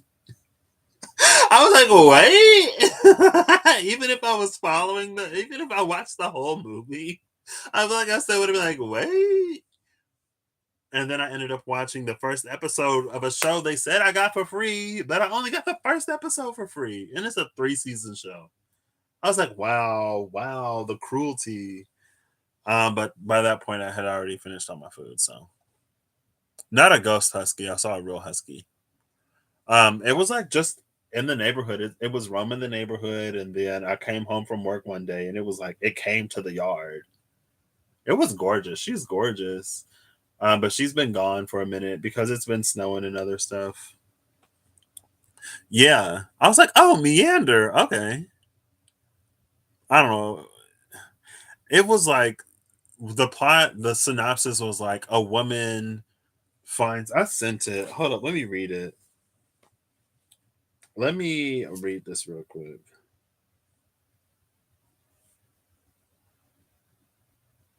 A woman gets locked in a series of bizarre tubes filled with dangerous traps.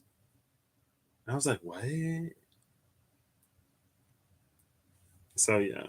Usually I don't give the title because I don't want to spoil it, but I feel like I didn't spoil anything. It's just like it was a very Wade movie. Did the plot meander? I don't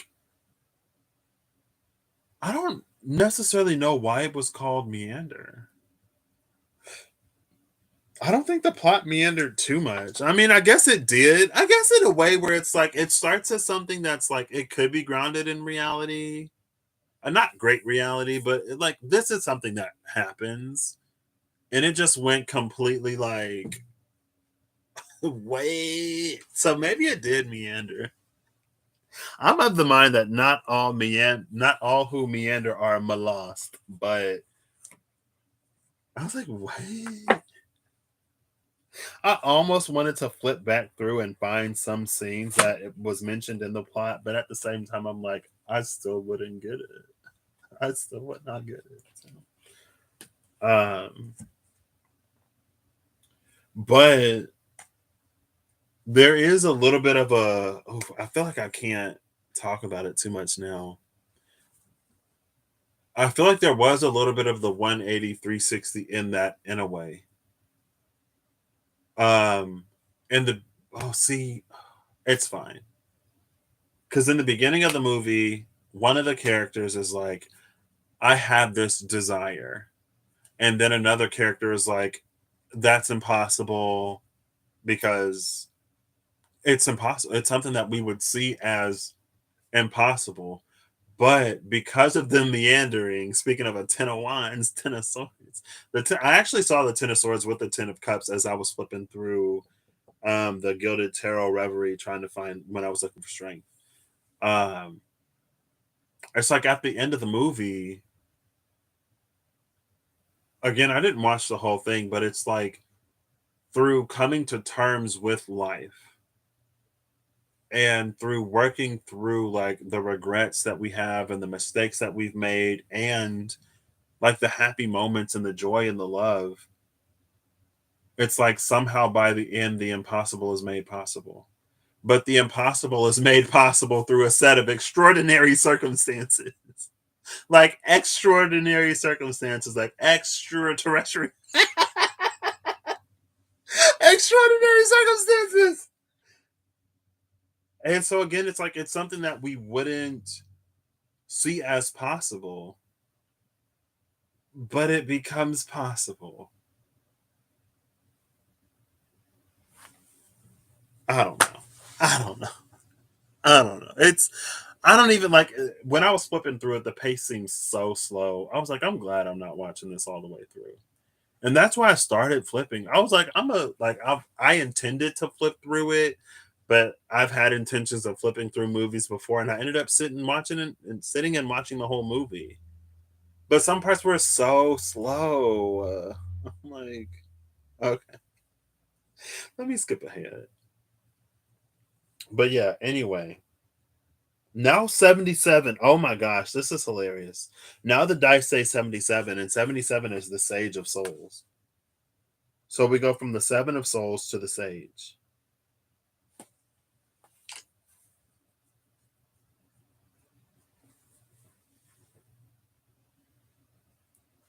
And I'm going to leave you with that. So you'll probably look it up. It was on, I think I was on Amazon Prime Instant Video, I think. I'm pretty sure I was. I was. So if you have Amazon Prime, it's on Amazon Prime Instant Video. Um, but yeah, okay. Thank you again, everyone, for being here. Again, I hope you have a good whenever you see this. I hope you have a great, an amazing, a wonderful whatever whenever you see this. And if you're not having a wonderful, great, amazing whatever, then I hope you have a better one soon, and the better one after that, and a better one after that. Yeah, this was what it was. I'll catch y'all later. Bye bye.